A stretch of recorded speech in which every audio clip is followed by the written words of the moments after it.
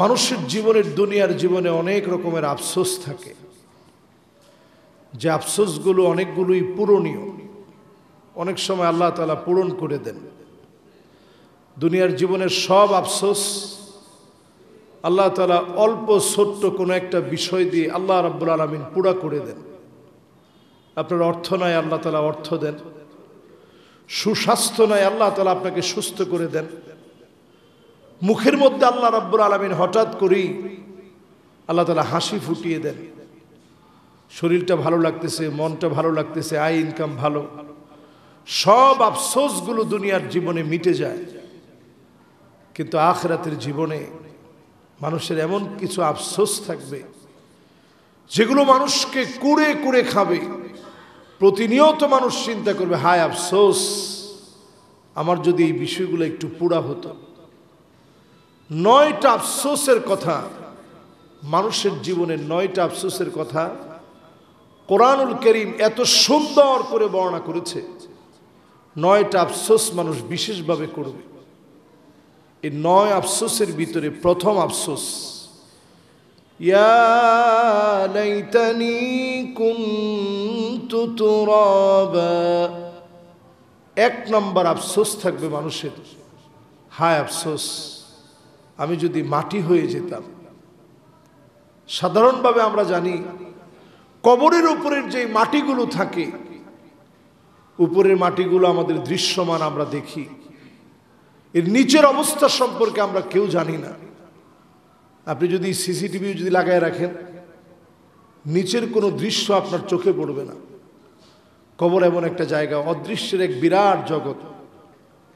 মানুষের কবরের জগৎটা এমন, নবী করিম সাল্লাল্লাহু আলাইহি সাল্লামকে আল্লাহ পাক মাঝে মাঝে দেখিয়েছেন।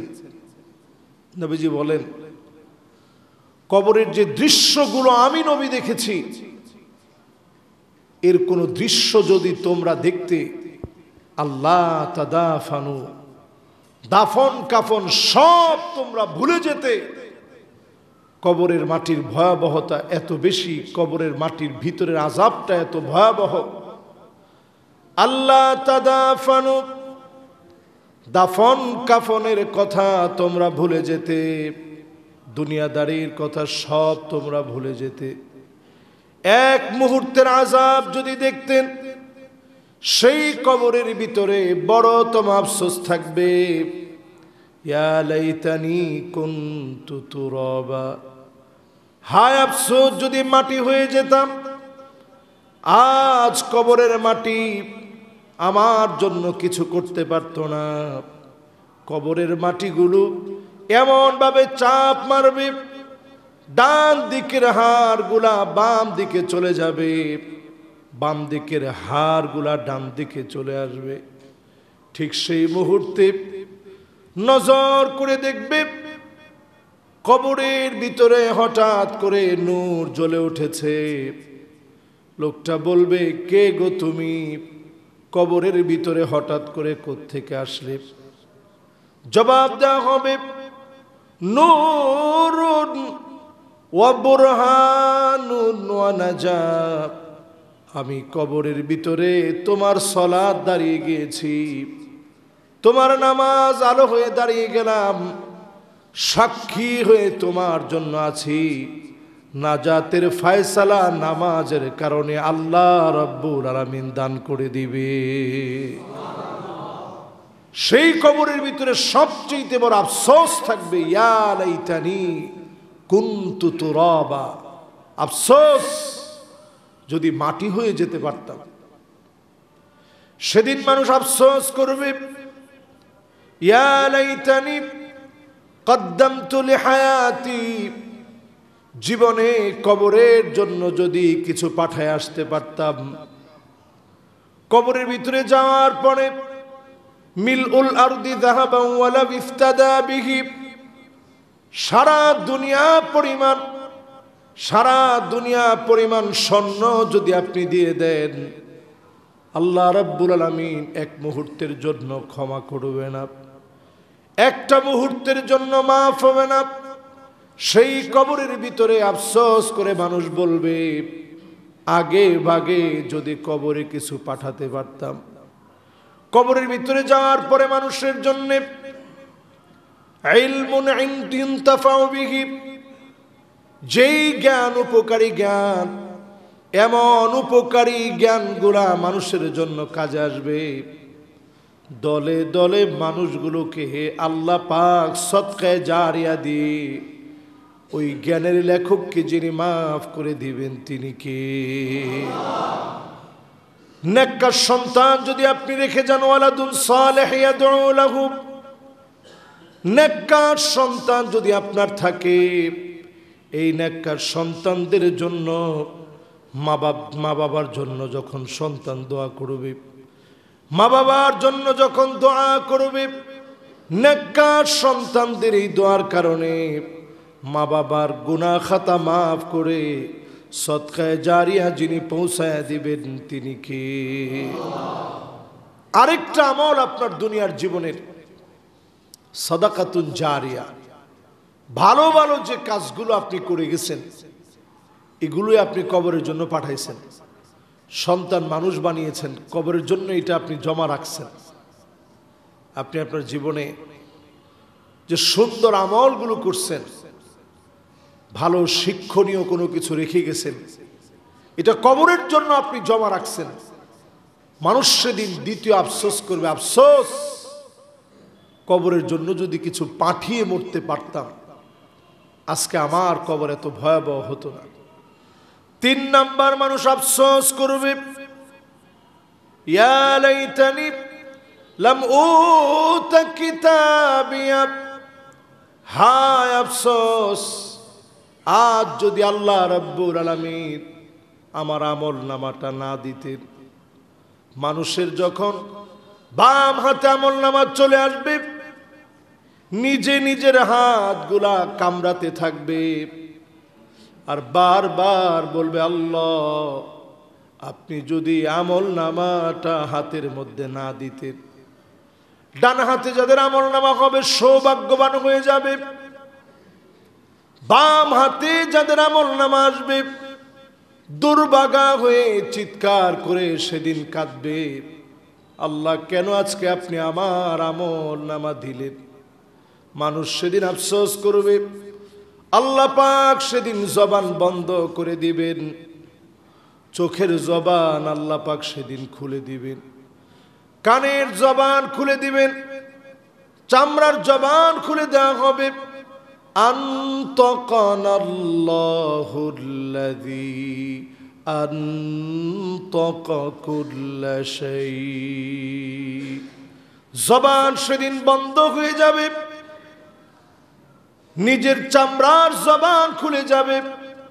সেদিন লোকটা প্রশ্ন করবে, ও চামড়া আজকে কেন তুমি আমার বিরুদ্ধে সাক্ষী হয়ে দাঁড়ায় গেলা? সেদিন আপনার আপন আপন চামড়া, আমার এত দামি সুন্দর চামড়া, যেই চামড়ার যত্ন নিয়েছেন আমলের যত্ন নেন নাই, আল্লাহর সামনে সেদিন দাঁড়ায় যাবে। বাম হাতে আমল নামা দিবেন, আল্লাহ রাব্বুল আলামিন সেদিন বলবেন, ইকরা কিতাবাক কাফা বিনাফসিকাল ইয়াউমা আলাইকা হাসিবা, পড়ো তুমি তোমার আমল নামা, নিজে নিজে পড়ে পড়ে বলো। যাকে আল্লাহ বলবেন পড়ো আর বলো, মান্নু কিসা হালাক, ওই লোকটার ধ্বংস হওয়া ছাড়া কোনো উপায় নাই। সেদিন ওই লোকটা ধ্বংস হয়ে যাবে, নিজে নিজের হাত চিবায় খাবে, হাত থেতলে ফেলবে, চিৎকার করে মানুষ সেদিন কাঁদবে আর আফসোস করে বলবে, আয় আল্লাহ যদি আপনি আমল নামা না দিতেন আজকে তো বেঁচে যেতাম। আফসোস নাম্বার 3। চতুর্থ নাম্বার মানুষের সেদিন আফসোস হবে। কোরআনুল কারীম আল্লাহ রাব্বুল আলামিন সে আফসোসের কথা বলছেন, আফসোস করে বলবে, ইয়া ওয়াইলাতা লাইতানি লাম আত্তাখিয ফুলানান খলিলা, হায় আফসোস অমুককে যদি বন্ধু না বানাতাম আজকে এত বড় মুসিবতে পড়তাম না। দুনিয়ার জীবনে নজর করলে দেখা যায় বন্ধুদের পাল্লায় পড়ে সবচেয়ে বড় বড় গুনাহগুলো করা হয়, ঠিক কিনা বলে? সবচেয়ে বড় বড় গুনাহ বন্ধুদের পাল্লায় পড়ে মানুষ করে। এই জন্য জীবনে সোহবত, মানুষের সান্নিধ্য, নেককারদের সাথে চলা, এটা অনেক বড় বিষয়। বন্ধুত্ব হবে নেককার দিনদারদের সঙ্গে, ভালো মানুষের সঙ্গে বন্ধুত্ব হবে। নেককার দিনদারদের সঙ্গে যদি বন্ধুত্ব হয়, এই বন্ধুত্বটা বড় দামি হবে। এবং এই বন্ধুত্বের কারণে আপনি যদি মুশকিলেও পড়ে যান কিয়ামতের দিন, যারা জান্নাতি হবে তারা সেদিন আল্লাহর কাছে বলবে, আল্লাহ, কিছু লোক তো আমার সঙ্গে দুনিয়ার জীবনে বন্ধুত্ব রেখেছে, আল্লাহ আজকে যদি আমার একটু আপনি সুযোগ দিতেন। আল্লাহ বলবে, জান্নাতি, কি সুযোগ তোমার প্রয়োজন একটু বলো। আল্লাহ, কিছু লোক তো ছিল আমার বন্ধু, একসাথে চলতাম, অনেক দিন তো আল্লাহ জাহান্নামে মার খেয়েছে, আল্লাহ এখন একটু মাফ করে দেন না। আল্লাহ পাক সেদিন জান্নাতীকে সুযোগ দিবে, নিজে ওই লোকটা জাহান্নামে প্রবেশ করবে, জাহান্নামের আগুন আল্লাহ থামায় দিবে। কানু ইউসাল্লুনা মানা ওয়া ইয়াসুমুনা মানা, সেদিন বলবে আল্লাহ, এই লোকগুলো আমার সঙ্গে নামাজ পড়েছে, রোজা রেখেছে, বিভিন্ন কারণে আযাব আর পাকড়াওয়ের সম্মুখীন হয়েছে, মালিক মেহেরবানি করে মাফ করে দেন। সেদিন মাফ চাওয়ার পরে যিনি মাফ করে দিবেন তিনি কে? এই জন্য মানুষের 4 নম্বরের আফসোস থাকবে, হায় আমার আফসোস, যদি একটু ভালো ভালো মানুষগুলার বন্ধু বানাইতে পারতাম। কি ছাতা মাতা বন্ধু বানাইলাম। আমাদের সমাজের ভিতরে বন্ধু কে হয় এটা আমরা চিন্তাও করি না, ভাবিও না।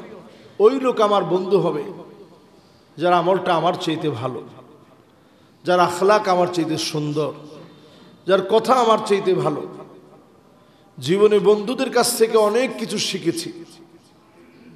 বিশেষ করে আমি অত্যন্ত ঋণী। আমার অনেক বন্ধু ছিল বিদেশে, আল আজহারে যখন পড়ি। সোমালিয়ার একজন বন্ধু ছিল আমার, আমি আজও তারে এই মিম্বারে বসে তার কথা স্মরণ করতেছি। চিন্তা করেন, যেদিন আমি শেষ বাংলাদেশে চলে আসবো 5 বছর পরে, একটানা 5 বছরের ভিতরে একবারও আসিনি। শেষ যেদিন আমি বাংলাদেশে আসব, ফজরের নামাজ পড়লাম, কত আপনজন প্রিয়জন এই 5 বছরে হয়েছে। সবার কাছ থেকে বিদায় নিচ্ছিলাম, কিন্তু আমার মনে একটা স্বপ্ন যে এতদিন পরে বাড়ি যাচ্ছি, আব্বা আম্মা ভাই বোন সবারই দেখব। বিদায় নিচ্ছি, তেমন মনটা খারাপ লাগতেছে না, কারণ দেশে আসতেছি। যখনই সোমালিয়া, তার নাম ছিল মোহাম্মদ, মোহাম্মদের সঙ্গে যখন আমি একেবারে গেইটে দেখা করলাম, সে আমারে বলতেছিল, সাদেক, দুনিয়ার জীবনে হয়তো আর কোনোদিন তোমার সঙ্গে দেখা নাও হতে পারে, আল্লাহর জান্নাতে যেন আল্লাহ তাআলা দেখা করায়। আমি চিন্তা করলাম, মালিক, দুনিয়ার সম্পর্ক তো এই জন্যই, এই সম্পর্ক শুধু দুনিয়ার জন্য নয়। আলেমকে আপনি ভালোবাসেন, খতিবকে আপনি মহব্বত করেন, কোন স্কলারকে আপনি ভালোবাসেন, মহব্বত করেন, তার আলোচনা হৃদয়ের ভিতরে দাগ কেটে যায়। এগুলা শুধু লৌকিকতার জন্য নয়। এই মহব্বত আপনি করেন শুধুমাত্র দ্বীনকে ভালোবেসে, আল্লাহ রাব্বুল আলামিনকে ভালোবেসে মহব্বত করেন। এই মহব্বত সাধারণ হবে না। আল্লাহ পাক কিয়ামতের দিন ডাক দিবে, আইনাল মুতাহাব্বুনা বিজালালি আল ইয়াউমা উযিল্লুহুম ফি যিল্লি ইয়াউমা লা যিল্লা ইল্লা যিল্লু। ও আমার মহব্বতের গোলাম, একজন আরেকজনকে মহব্বত করেছিলাম শুধুমাত্র আমি আল্লাহর জন্যে, আমি আল্লাহকে পাওয়ার জন্যে। আমার জালালিয়াত, বড়ত্বের কথা মনে করে একজন আরেকজনকে মহাব্বত করেছিলাম। হৃদয়ের এই টানে যদি মহাব্বত করতে পারেন, হৃদয় থেকে যদি একজন আরেকজনের সঙ্গে পছন্দ হওয়া, দুনিয়ার জীবনে সম্পর্ক রাখা, সব যদি আল্লাহর জন্য আপনি করতে পারেন, আর সে আজিমের নিচে যিনি ছায়া দিয়ে দিবেন তিনি কে? এই জন্য মানুষের 4 নাম্বার আফসোস থাকবে। হায় আফসোস, যদি দুনিয়ার জীবনে ভালো ভালো বন্ধুগুলা পছন্দ করতে পারতাম, কি ছাতা মাতা বন্ধু বানাইলাম। 4 নাম্বারের আফসোস থাকবে এটি। 5 নাম্বার, সেদিন মানুষ আফসোস করবে, আফসোস করে বলবে ইয়া লাইতানা আতা'না আল্লাহ ওয়া আতা'না আর-রাসূলা। আফসোস, যদি আল্লাহর আনুগত্য করতাম, নবীর আনুগত্য করতাম, জীবনটা এমন হতো না।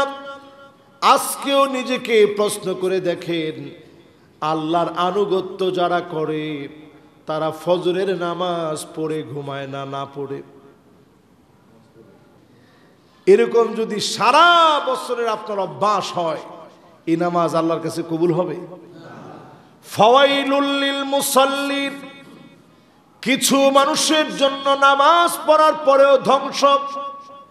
যেই নামাজি নামাজ পড়লেন, নামাজের ভিতরে কোনো মনোযোগ নাই, আল্লাহর আনুগত্যে কার্পণ্য করলেন, পর্দার বিষয়ে শিথিল করলেন, নিজে আল্লাহর ইবাদত বন্দিগিতে শিথিলতা প্রদর্শন করলেন, নবীর সুন্নাহ মানেন নাই, এমন লোকগুলা সেদিন আফসোস করে বলবে, যদি আল্লাহ আর তার রাসূলকে মেনে নিতাম। জোরে কোন আল্লাহু আকবার। আপনি আফসোস করে বলবেন আতানাল্লাহ ওয়া আতানার রাসূলা। হায় আফসোস, যদি একটু আল্লাহর নাম নিয়া, নবীর নাম নিয়া মরতে পারতাম। ঠিক কিনা বলেন? কত বড় নাদান আমরা, চিন্তা করেন। মানুষ যে কত রকমের ঈমান ধ্বংস করে একটু টেরও পায় না। কিছু কিছু কথা আপনাদের কই নিয়ে যায় আপনি জানেন?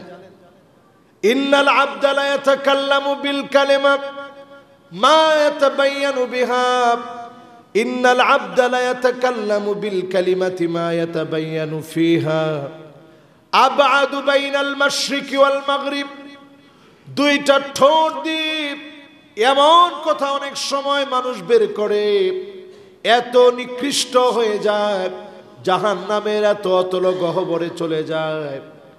দুইটা ঠোঁটের কথার কারণে মাশরিক থেকে মাগরিব যত দূরে, দুই ঠোঁট দিয়ে কথা বলে এত দূরে জাহান্নামের অতল গহ্বরে চলে যায়, জাহান্নামের এত নিচের জায়গায় তার জায়গাটা হয়ে যায়, শুধুমাত্র কথার ভিতরে উল্টা পাল্টা বলার কারণে। এরকম লোক আছে না নাই? যা ইচ্ছা তাই আপনি বলবেন না, আপনি বলবেন আফসোস, যদি আল্লাহ তার রাসূলের পথ আর মত যদি মেনে নিতে পারত। নূর টিভি 24, উইন্ড অফ পিস।